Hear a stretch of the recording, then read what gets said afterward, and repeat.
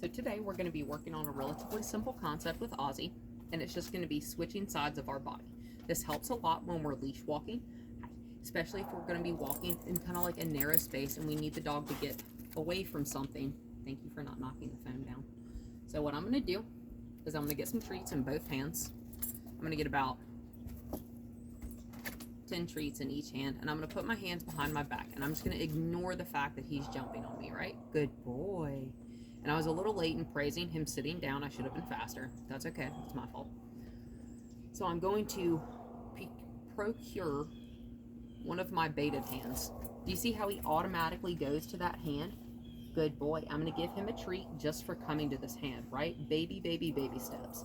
And I want you to notice that my feet are about shoulder width apart, probably a little bit wider. So what I'm going to do is I'm going to shift my body. I'm going to lure him back behind me, and I'm going to, good boy, request that he sit right there, kind of in a heeled position, right? It's okay that he's shuffling. He's not getting treats right now. He did get a treat for sitting down the first time. So I'm going to put the right hand back behind my back, and I'm going to show him my left hand that is full of treats. Notice how slow I'm going. That's not just because I'm doing this for the video camera. That is because he needs me to go this slow. He gets a treat, he gets another treat. That is a perfect position. All 4 feet are on the ground. Notice my hand is not way up here because that happens, right? We go real slow for the Oz. Good boy, and he's gonna get a treat for putting all 4 of his feet back on the ground. And I'm gonna stand all the way back up. I'm ignoring that. I'm talking to you, not the dog. He sat back down, so I'm going to show him my right hand. And I'm going to lure him back behind me. That's okay that he shuffled. I'm just going to try it again. I'm going to lure him kind of real exaggerated all the way back around that side. Notice I am moving slowly and minimally. If I'm asking him to target being by my right foot, like I am right now, this right foot is going to stay entirely stationary. The left one can move. The one closest to the dog cannot. And he's just licking my hand right now, which is fine. So I'm going to put away the right hand again. That's okay. I'm going to ignore the jumping. I'm going to lean my butt away from him so he does like that. And I'm going to show him my left hand.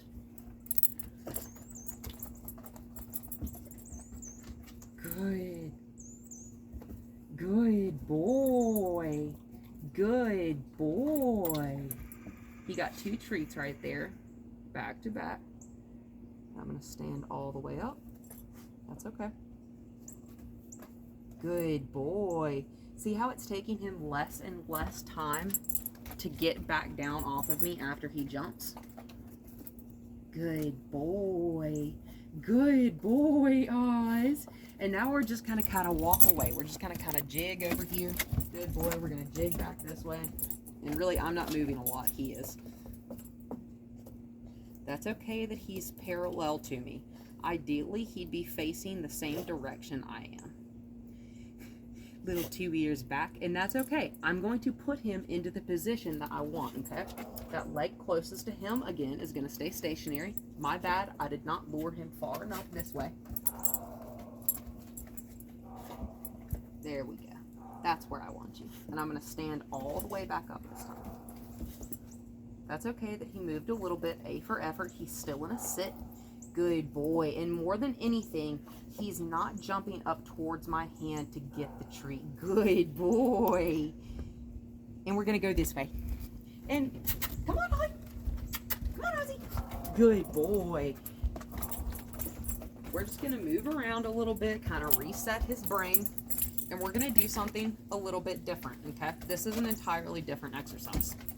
I'm going to throw a treat over there to get him away from me. I'm going to throw him a treat over there. Ozzy. I'm going to throw him a treat right there. Find it.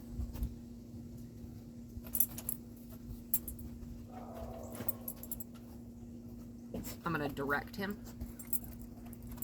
I'm going to freeze because he walked away. I'm going to stand back up. He's using his nose. just going to stand. Good boy, Ozzy. And then I'm going to let him know he's done finding them by giving him treats out of my hand, okay? So that was just kind of a little mental reset for him, right? I'm going to get more than 2 treats in each hand. See, because otherwise this is no fun. And the amount of treats you will use for him will diminish over time, okay? But right now, in the very beginning stages, we always want to use a lot of payment, right? That's okay. He's just going to walk away. He's going to make sure he didn't miss any.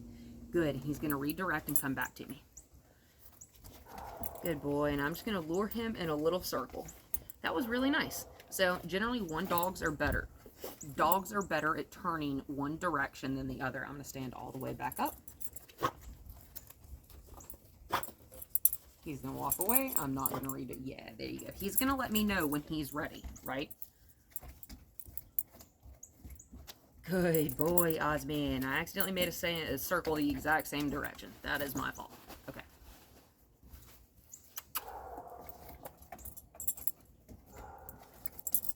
You see how this direction is more difficult? So, turning clockwise or to his right side is more difficult than turning to his left side. So I'm going to go back to his easy side, and we're going to do an easy one right there for him, right? Because I don't want him to get frustrated. I want him to feel like he is succeeding. So what I'm going to do is I'm going to go really, really slow. Whenever our dog is not getting something, we need to slow down. So what I'm going to do, is I'm going to make a great big circle. You really don't want to turn that direction. I hear you. And it's important that we're doing these exercises without a leash on. I'm going to give him a treat right here. Good sit. Because I want him to feel like he's just not aimlessly following me. There is a point. I want you to use your non-dominant side. Good boy. Good boy. Very sloppy circle. That's okay. That's okay. Good boy. And notice I'm not putting any kind of cue on this, right? I'm just luring the behavior, right? And this is showing him, I want to be in control of where your feet go. Yes. Good boy. That time it was much easier for him to use his non-dominant side because he understood what I wanted from him. Right? He's very smart and he's very willing. He tries real hard. I'm going to lure him all the way. I'm going to get away from the flower pots first. Good, Ozzy. Whoops, my bad.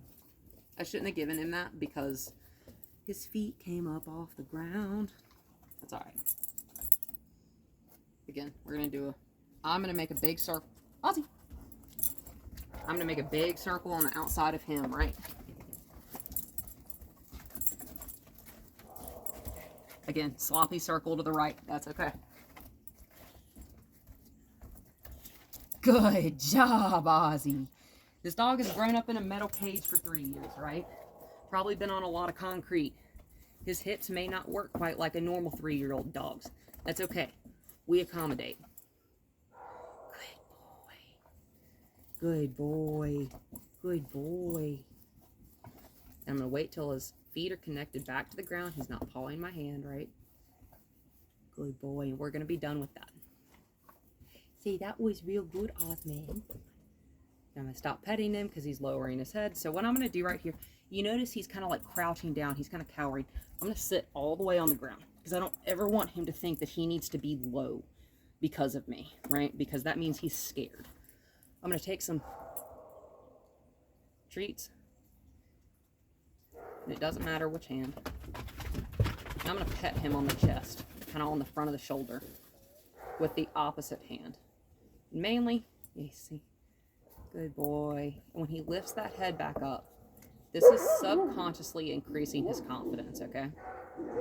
By raising his chin up, getting his eyes higher. You don't have to be cowering. You don't have to be low.